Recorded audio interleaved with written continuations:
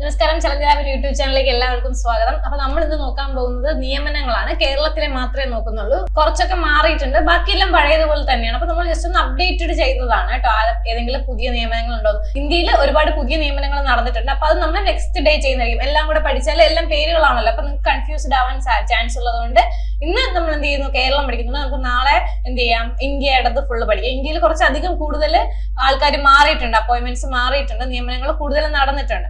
ഇതിൽ വളരെ കുറച്ചേ മാറിയിട്ടുള്ളൂ, പക്ഷെ മാറിയത് എന്തായാലും നമ്മൾ പഠിക്കണം. ഇപ്പൊ നിങ്ങൾക്കറിയാം, എക്സാംസിനൊക്കെ എല്ലാ എക്സാംസിനും ഓരോ അപ്പോയിന്റ്മെന്റ്സ് ചോദിക്കുന്നുണ്ട്, അല്ലെങ്കിൽ മന്ത്രിമാര് എല്ലാ അപ്പോയിന്റ്മെന്റ്സും ഒരെണ്ണം ഉണ്ട്. അപ്പൊ അതുകൊണ്ട് നമ്മൾ എന്ത് ചെയ്യുക, നന്നായിട്ട് ഓർത്ത് തന്നെ വെച്ചിരിക്കുക. നിങ്ങൾ എന്ത് ചെയ്യാം, ഒന്നില് സ്ക്രീൻഷോട്ട് എടുത്ത് വയ്ക്കുക, അല്ലെങ്കിൽ എഴുതി വെച്ച് പഠിക്കുന്നത് നല്ലതായിരിക്കും. എന്നിട്ട് സ്ക്രീൻഷോട്ട് എടുത്താൽ പിന്നെ അത് മാറുന്നത് നിങ്ങൾ അറിയണം. ചിലപ്പോൾ ഇന്റേം ആയിരിക്കും, താൽക്കാലികമായിട്ട് ഒരാളായിരിക്കും, അതായിരിക്കും നിങ്ങൾ എക്സാം എഴുതാൻ പോകുന്നത്. അത് കഴിയുമ്പോൾ മാറിയിട്ടുണ്ടാവും. അപ്പൊ അതൊന്ന് അപ്ഡേറ്റ് ചെയ്തിരിക്കുന്നത് നല്ലതാണ്. ജസ്റ്റ് എഴുതി വെക്കുകയോ സ്ക്രീൻഷോട്ട് എടുത്ത് വെച്ച് പഠിക്കുകയോ ചെയ്യാം. പിന്നെ നമ്മുടെ ചാനൽ ഇതുവരെയും സബ്സ്ക്രൈബ് ചെയ്തിട്ടില്ലാത്തൊരു ചാനലിലൂടെ ഒന്ന് സബ്സ്ക്രൈബ് ചെയ്തേക്കാം. പിന്നെ നമ്മുടെ ചലഞ്ചർ ആപ്പ് ഡൗൺലോഡ് ചെയ്യാനുള്ള ലിങ്ക് നമ്മൾ എന്ത് ചെയ്തിട്ടുണ്ട്, ഡിസ്ക്രിപ്ഷൻ ബോക്സിൽ കൊടുത്തിട്ടുണ്ട്. അതിൽ ജസ്റ്റ് ക്ലിക്ക് ചെയ്ത് ലിങ്ക് ചെയ്ത് കഴിഞ്ഞാൽ ലിങ്ക് എടുത്താൽ നിങ്ങൾക്ക് എന്ത് ചെയ്യാം, ആ പ്ലേ സ്റ്റോറിലേക്ക് പോവുകയും നിങ്ങൾക്ക് അവിടെ നിന്ന് ഡൗൺലോഡ് ചെയ്യാം. ജസ്റ്റ് ഒരു നമ്പർ കൊടുത്ത് നിങ്ങൾക്ക് എന്ത് ചെയ്യാൻ പറ്റും, അതിലേക്ക് ജോയിൻ ചെയ്യാൻ പറ്റും. നിങ്ങൾക്ക് ഇപ്പോൾ നോട്ടിഫിക്കേഷൻസ് ഒരുപാട് വന്നിട്ടുണ്ട്, നമുക്കറിയാം. ആ നോട്ടിഫിക്കേഷൻസിന്റെ എല്ലാ ക്ലാസ്സുകളും എന്ത് ചെയ്യുന്നുണ്ട്, എല്ലാ കോഴ്സുകളും നമ്മുടെ ആപ്പിൽ റണ്ണിങ് ആണ്, നടന്നുകൊണ്ടിരിക്കുകയാണ്. അപ്പൊ നിങ്ങൾക്ക് ജോയിൻ ചെയ്യണോ താല്പര്യം ഉണ്ടെങ്കിൽ ജോയിൻ ചെയ്യാം. അപ്പോൾ ഈ വരുന്ന course second test, degree prelims, 12th 10th LGS തുടങ്ങി RRB തുടങ്ങിയ എല്ലാ കോഴ്സുകളും നമ്മുടെ ആപ്പിൽ അവൈലബിൾ ആണ്. അപ്പൊ നിങ്ങൾ ഏതാണോ പ്രിപ്പയർ ചെയ്യുന്നത് തീരുമാനിച്ചിട്ട് എന്ത് ചെയ്യുക, അത് കോഴ്സിൽ ജോയിൻ ചെയ്ത് വേഗം പഠിക്കുക. നിങ്ങൾക്ക് ഒരുപാട് കോഴ്സുകൾ അപ്പൊ നിങ്ങൾക്ക് ഒരുപാട് ടോപ്പിക് എക്സാമുകൾ, ഡെയിലി എക്സാം, കറണ്ട് അഫയേഴ്സ് ഒത്തിരി കിട്ടുന്നുണ്ട്. അപ്പൊ നിങ്ങൾ എന്ത് ചെയ്യുക, വേഗം പഠിക്കുക. അപ്പൊ നമ്മുടെ ആരിഫ് മുഹമ്മദ് ഖാൻ ഗവർണർ മാറിയിട്ടുണ്ട്. അതാണ് മെയിൻ ആയിട്ടുള്ള അപ്പോയിന്റ്മെന്റ് മാറിയത്. അപ്പോ മെയിൻ ആയിട്ട് മാറിയത് മാത്രമല്ല, ഇപ്പൊ നിലവിലുള്ള പദവികളിൽ വഹിക്കുന്നത് ആര് എന്നൊന്നും കൂടി നമ്മൾ പറഞ്ഞു പോകുന്നുണ്ട്. നമ്മൾ കഴിഞ്ഞ ഒരു 2 മാസം മുന്നേ അപ്പോയിന്റ്മെന്റ്സ് ചെയ്തതാണ്. അപ്പം അപ്ഡേറ്റഡ് ആയിട്ടുള്ളതാണ് ചെയ്യുന്നത്. പക്ഷെ അപ്ഡേറ്റഡ് ആയിട്ടുള്ളത് മാത്രമല്ല, ഇപ്പൊ ഏതൊക്കെ പദവികളിൽ ആരൊക്കെ ഇരിക്കുന്നു എന്നുള്ളത് ജസ്റ്റ് പറഞ്ഞു പോകുന്നുണ്ട് കേട്ടോ. കേരള ഗവർണർ നമുക്ക് മാറിയിട്ടുണ്ട്. ഇപ്പൊ പുതിയത് ആരാന്ന് വെച്ചാല് രാജേന്ദ്ര വിശ്വനാഥ് അർലേക്കർ ആണ്. ഇമ്പോർട്ടന്റ് ആണ്, എന്തായാലും അടുത്ത എക്സാം വരുന്ന എക്സാംസിന് ചോദിക്കും. പിന്നെ എന്താണ്, തൊട്ട് മുന്നേ നമുക്ക് എന്തായിരുന്നു, ആരിഫ് മുഹമ്മദ് ഖാൻ ആയിരുന്നു, നമുക്കറിയാം. അപ്പം അദ്ദേഹത്തിന് എവിടെയാണ് അദ്ദേഹത്തിന്റെ ജന്മസ്ഥലം അങ്ങനെയൊക്കെ ചോദിച്ചിട്ടുണ്ട്. അപ്പം ഇനി നമുക്ക് അടുത്തത് ചോദിക്കാം, ചിലപ്പോൾ മന്ത്രിമാരുടെ മണ്ഡലങ്ങൾ ചോദിക്കാറുണ്ട്. സോ അതുകൊണ്ട് നമ്മൾ ഇനി പഠിക്കുമ്പോൾ അതും കൂടി പഠിച്ചു തന്നെ പോവുക. ഓരോ വകുപ്പ് മന്ത്രിമാര് പഠിക്കുമ്പോഴും അവരെവിടത്തെ മണ്ഡലത്തിൽ നിന്നാണ് ജയിച്ചത് എന്നുള്ളത് കൂടെ പഠിക്കുക കേട്ടോ. അപ്പൊ ഇപ്പോഴത്തെ കേരള ഗവർണർ രാജേന്ദ്ര വിശ്വനാഥ് അർലേക്കർ ആണ്. 23rd ആണ് കേട്ടോ, 23ാമത് കേരള ഗവർണർ ആണ്. എന്താണ്, സ്വദേശം ഗോവയാണ്. ഓക്കെ, ഇതിന് മുന്നേ ഇരുന്ന ഗവർണർ ഏത് സ്വദേശം ആണെന്ന് ചോദിച്ചിട്ടുണ്ട്. അതുകൊണ്ട് നമ്മൾ ഇതുകൂടെ ഒന്ന് പഠിച്ചു വെക്കണം. 23rd ആണ്, സ്വദേശം ഗോവയാണ് കേട്ടോ. മുഖ്യമന്ത്രി നമുക്കറിയാം പിണറായി വിജയനാണ്. അദ്ദേഹത്തിന്റെ മണ്ഡലം ധർമ്മടമാണ്. ഓക്കെ, പ്രതിപക്ഷ നേതാവ് VD സതീശനാണ്. അദ്ദേഹത്തിന്റെ മണ്ഡലം നോർത്ത് പറവൂർ ആണ്. Okay, north Paravur. അപ്പം മണ്ഡലം കൂടി ഓർത്ത് വെക്കേണ്ടതുള്ളത് കൊണ്ടാണ് ഇത് ഒന്നുകൂടെ പറയുന്നത് കേട്ടോ. പിന്നെ ഹൈക്കോടതി ചീഫ് ജസ്റ്റിസ് ആണ്. ഹൈക്കോടതി ചീഫ് ജസ്റ്റിസ് നിതിൻ മധുകർ ജംദാർ ആണ്. 39th ആണ് കേട്ടോ. അദ്ദേഹത്തിന്റെ സ്വദേശം മഹാരാഷ്ട്രയാണ്. അടുത്ത 24ാമത് നിയമസഭാ സ്പീക്കർ ആണ്. AN ഷംസീർ ആണ്. തലശ്ശേരി MLA ആണ്. ഇവിടുത്തെയാണ്, തലശ്ശേരി MLA ആണ് കേട്ടോ. അപ്പൊ നമുക്ക് സാധാരണ ചോദിച്ചു വരുന്നത് ഇങ്ങനെ സ്പീക്കർ ആര്, ഡെപ്യൂട്ടി സ്പീക്കർ ആര് എന്നൊക്കെ ചോദിക്കും. ഇനിയിപ്പോ നമുക്ക് അവരുടെ മണ്ഡലം കൂടെ ചോദിച്ചാലോ എന്ന് വിചാരിച്ചാണ്. മണ്ഡലം ചോദിച്ചു തുടങ്ങിയിട്ടുണ്ട്. സോ അതുകൊണ്ട് നമ്മൾ മണ്ഡലങ്ങൾ കൂടെ പറഞ്ഞു പോകുന്നുണ്ട്. അപ്പൊ 24ാമത് നിയമസഭാ സ്പീക്കർ ആരാണ്? AN ഷംസീർ ആണ്. തലശ്ശേരി MLA ആണ്. ഡെപ്യൂട്ടി സ്പീക്കർ ചിറ്റയം ഗോപകുമാർ ആണ്. ഏത് മണ്ഡലമാണ്? അടൂർ ആണ് കേട്ടോ, അടൂരാണ്. അടുത്ത പ്രോട്ടൈം സ്പീക്കർ ആരാ? PTA റഹീം ആണ്. അദ്ദേഹം കുന്നമംഗലം MLA ആണ്. എവിടെയാണ്? കുന്നമംഗലം MLA ആണ്. സ്റ്റേറ്റ് പ്ലാനിംഗ് ബോർഡ് ചെയർമാൻ മുഖ്യമന്ത്രിയാണ്. അതിന്റെ സ്റ്റേറ്റ് പ്ലാനിംഗ് ബോർഡിന്റെ ചെയർമാൻ വരുന്നത് നമുക്കറിയാം. കേന്ദ്രത്തിലാണെങ്കിൽ അത് പ്രധാനമന്ത്രിയും വരും. അപ്പൊ മുഖ്യമന്ത്രിയാണ്. മുഖ്യമന്ത്രി ഇപ്പൊ ആരാണ്? പിണറായി വിജയനാണ്. അപ്പൊ സ്റ്റേറ്റ് പ്ലാനിംഗ് ബോർഡിന്റെ വൈസ് ചെയർമാൻ കൂടി ഓർത്തിരിക്കുക, VK രാമചന്ദ്രൻ ആണ്. ഓക്കെ ആണ്. അപ്പൊ നിയമസഭാ സ്പീക്കർ AN ഷംസീർ ആണ്. തലശ്ശേരി MLA ആണ്. ഡെപ്യൂട്ടി സ്പീക്കർ ചിറ്റയം ഗോപകുമാർ ആണ്. അടൂർ MLA ആണ്. അദ്ദേഹത്തിന്റെ മണ്ഡലം അടൂരാണ്. പ്രോടൈം സ്പീക്കർ PTA റഹീം ആണ്. അദ്ദേഹത്തിന്റെ മണ്ഡലം കുന്നമംഗലമാണ്. സ്റ്റേറ്റ് പ്ലാനിംഗ് ബോർഡ് ചെയർമാൻ ആരാണ്? മുഖ്യമന്ത്രി ആയിരിക്കും, എപ്പോഴും മുഖ്യമന്ത്രി ആയിരിക്കും. അതിപ്പോ പിണറായി വിജയൻ ആണ്. അടുത്ത വൈസ് ചെയർമാൻ VK രാമചന്ദ്രനാണ്. ഓക്കെയാണ്. അടുത്ത 15ാം കേരള നിയമസഭയിലെ public account committee chairman PAC എന്ന് പറയും. Public account committee chairman. ഇപ്പോഴത്തെ നിയമസഭ 15ാം കേരള നിയമസഭയാണെന്ന് ഓർത്തിരിക്കുക കേട്ടോ. അവിടെ ചെല്ലുമ്പോൾ ഇതിപ്പോഴത്തെ ഏതാണ് എന്ന് ചോദിച്ചിട്ട് 14, 15, 16, 13 വരുമ്പോൾ ഉറപ്പായിട്ട് കൺഫ്യൂഷൻ വരും. 15ആണെന്ന് ഓർത്തിരിക്കുക. സണ്ണി ജോസഫ്. കേരള നിയമസഭയിലെ പബ്ലിക് അക്കൗണ്ട് കമ്മിറ്റി ചെയർമാൻ ആരാണ്? സണ്ണി ജോസഫ് ആണ് കേട്ടോ. 49ാമത് ചീഫ് സെക്രട്ടറി ആരെന്ന് ചോദിച്ചാല് ശാരദാ മുരളീധരൻ. കേരളത്തിന്റെ ചീഫ് സെക്രട്ടറി ആരാണ്? ശാരദാ മുരളീധരനാണ്. അപ്പൊ 48ാമത് വേണു ആയിരുന്നു. അത് ശാരദാ മുരളീധരന്റെ ഹസ്ബൻഡ് ആയിരുന്നു. അപ്പൊ ഹസ്ബൻഡ് മാറിയപ്പോ വൈഫ് വന്നു. അങ്ങനെ ഓർത്തിരിക്കുക, ചിലപ്പോ ഓർത്തിരിക്കാൻ പറ്റും. അപ്പോ എന്താണ് 49ാമത് ചീഫ് സെക്രട്ടറിയാണ് ശാരദാ മുരളീധരൻ എന്ന് പറയുന്നത്.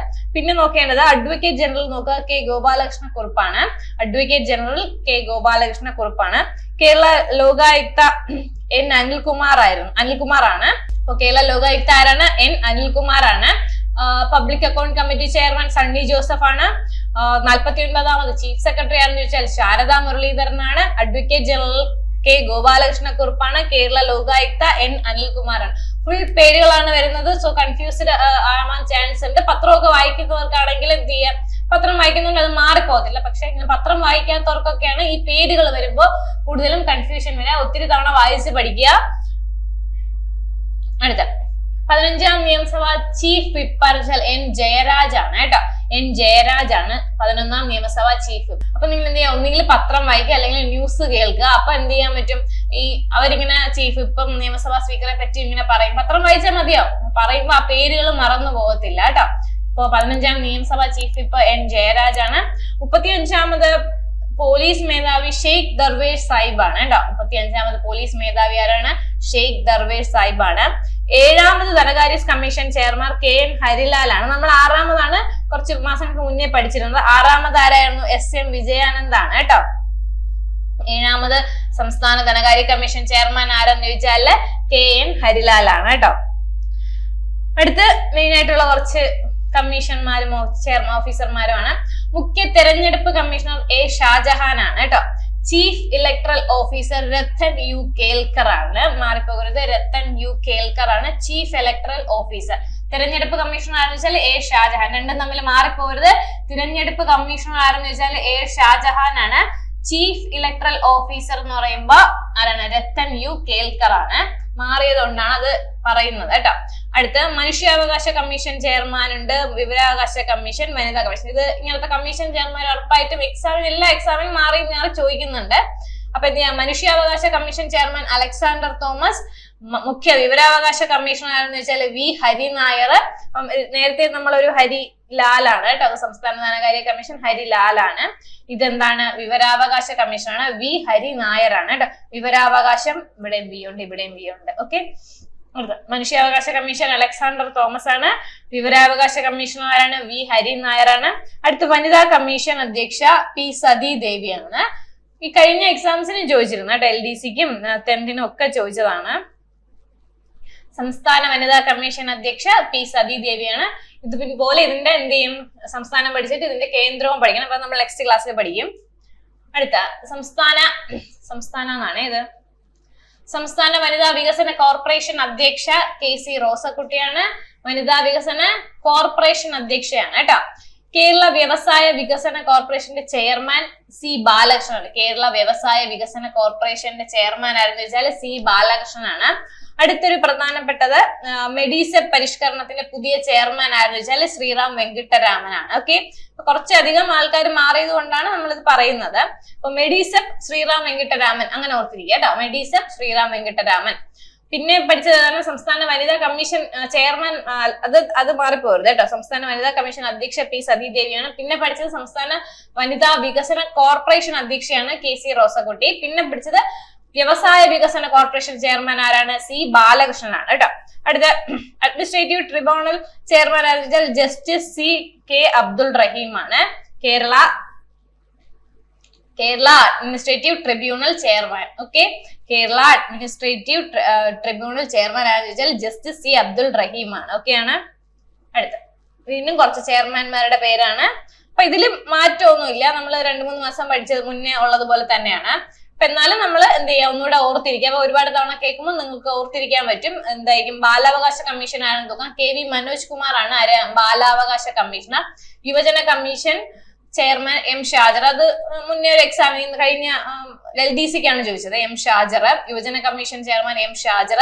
പട്ടികജാതി പട്ടികവർഗ കമ്മീഷൻ ചെയർമാൻ വെച്ചാൽ VS മാവോജി ആണ്. അത് ഡിഫറെന്റ് ആയിട്ടുള്ള ഒരു പേരായതുകൊണ്ട് നമുക്ക് അത് ഓർത്തിരിക്കാൻ പറ്റും. പട്ടികജാതി പട്ടികവർഗ കമ്മീഷൻ ചെയർമാൻ VS മാവോജി ആണ്. അപ്പൊ അടുത്ത് വരുന്നത് ഏതാണ്? പിന്നാക്ക വിഭാഗ കമ്മീഷൻ ചെയർമാൻ ആണ് ജസ്റ്റിസ് G ശശിധരൻ ആണ്. രണ്ട് തമ്മിൽ മാറിപ്പോയത്. ഇത് പട്ടികജാതി പട്ടികവർഗ കമ്മീഷനും ഇത് പിന്നാക്ക വിഭാഗ കമ്മീഷനുമാണ് കേട്ടോ. ജസ്റ്റിസ് G ശശിധരൻ എന്നാണ് പേര്. അടുത്ത vigilance commission director PK Vinod Kumar ആണ്. ഒരുപാട് പേരുണ്ട്. മനോജ് കുമാറും വിനോദ് കുമാറും തമ്മിലൊന്നും മാറിപ്പോരുത്. അതാണ് ഞാൻ പറഞ്ഞ ന്യൂസ് സ്ഥിരമായിട്ട് കേൾക്കുകയും വായിക്കുകയും ചെയ്താലും നമ്മൾക്ക് എന്ത് ചെയ്യാം, ഓപ്ഷൻ കാണുമ്പോഴെങ്കിലും നമുക്ക് ജസ്റ്റ് ഇതെല്ലാം ഒരു ഓർക്കാൻ പറ്റും.